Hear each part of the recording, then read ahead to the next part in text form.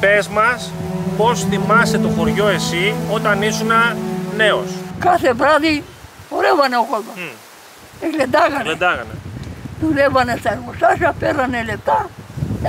Τώρα γλεντάνε? Όχι. Όχι. Κανένας. Δεν ακούς ράδιο καθόλου. Ζώα. Πήγαινα σε κοπαίδα.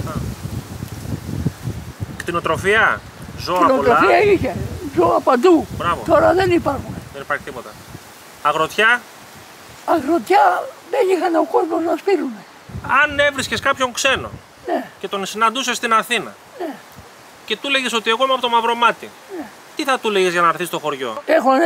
Γιατί είμαστε φιλόξενοι. Τους δεχόμαστε στο σπίτι, αλλά δεν θέλουμε. Τι είπα πρώτη? Ναι, θέλετε να είστε σεβασμό. Άρα είστε φιλόξενο χωριό. Φιλόξενο. Αγαπάτε τους ξένους. Όλους. Να σου κάνω μια ερώτηση. Τι θα μπορούσε να γίνει κατά τη γνώμη σου τώρα για να πάρει το χωριό πάλι ζωή? Τι θα μπορούσε να γίνει, τι θα πρότεινες? Θέλει εργοστάσια του. Θέλει δουλειές. Δουλειά. Πολλές δουλειές. Και ζούσαν ο κόσμος. Τώρα πού να ζούσουν? Πού να ζήσουν? Άμα να ανοίξουν εργοστάσια. Για να γυρίσει πάλι ο κόσμος. Τώρα πήγαν όλοι στην Αθήνα. Τι να κάνει στην Αθήνα το παιδί?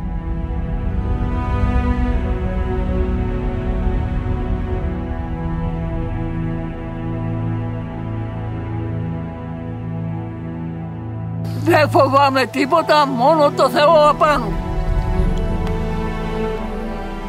Εγώ αυτό ήθελα. Θέλω να σε δει ο κόσμος να δουν τους παλιούς ανθρώπους, να καλούν τον κόσμο πίσω να γυρίσει στο χωριό.